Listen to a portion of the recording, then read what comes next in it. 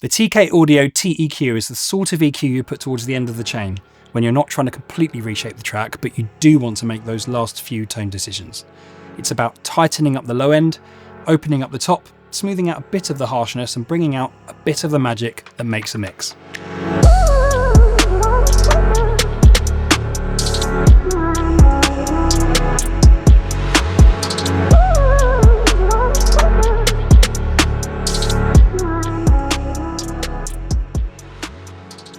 So, the TEQ looks pretty simple from the front panel, but the more interesting thing here is that it takes a fairly classic idea and gives you a much more flexible way to use it.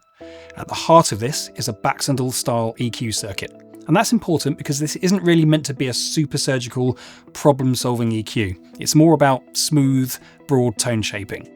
The low band goes from 30 Hz all the way up to 720 Hz, and the high band from 1 kHz right up to 24 kHz. So both bands cover a much wider range than you might expect. You can also switch each band between shelf and peak modes, which changes the way you interact with the mix.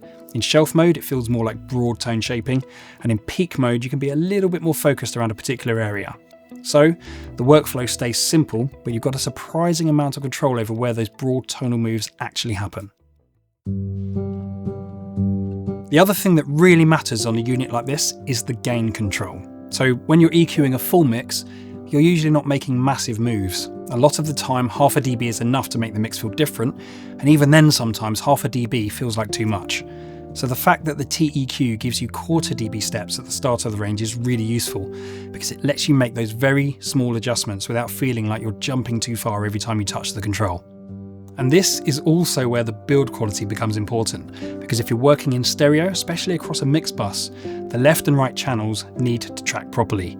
So if you add half a dB on one side, you don't want the other side doing something slightly different, because that can shift the image or make the mix feel unbalanced. So having step controls is one thing, but having them track accurately enough that you can work in quarter dB steps is really impressive.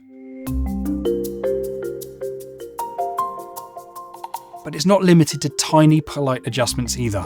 If you do want to push things further, the EX switch doubles the available boost and cut range, taking it from around 4 dB up to 8 dB.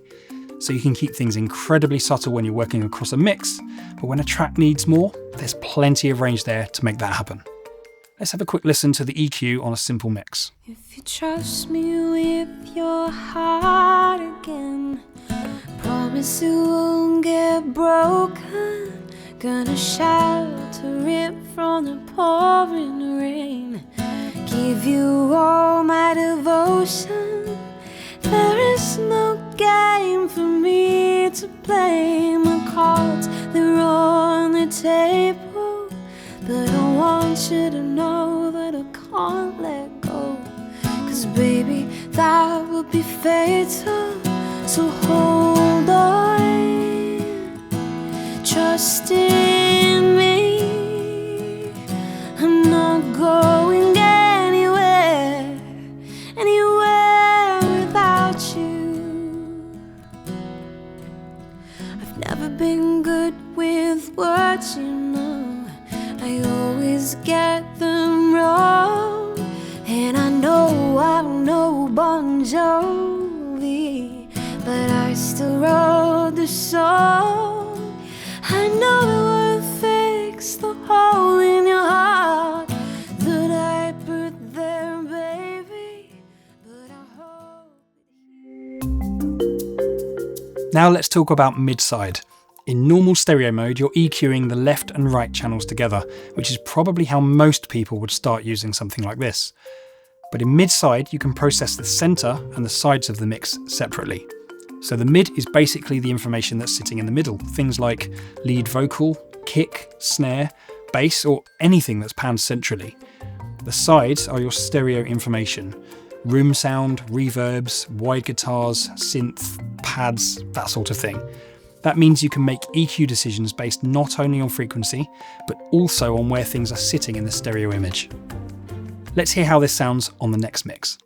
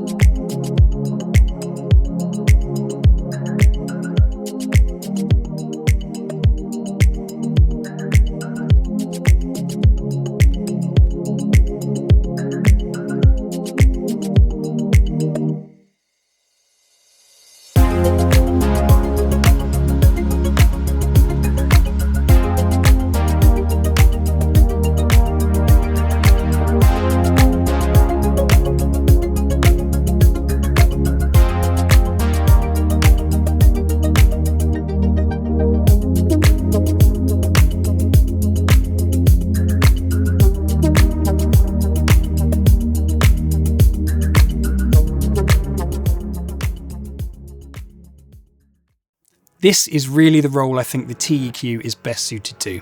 It's not there to replace a surgical EQ or a full parametric EQ. It's more of a finishing tool that sits towards the end of the chain where you can make those last few key decisions quickly, but still with enough precision you know exactly what you're doing. And that's the thing I like about it. It keeps you thinking in broad strokes, making simple decisions, and giving your mix exactly what it needs.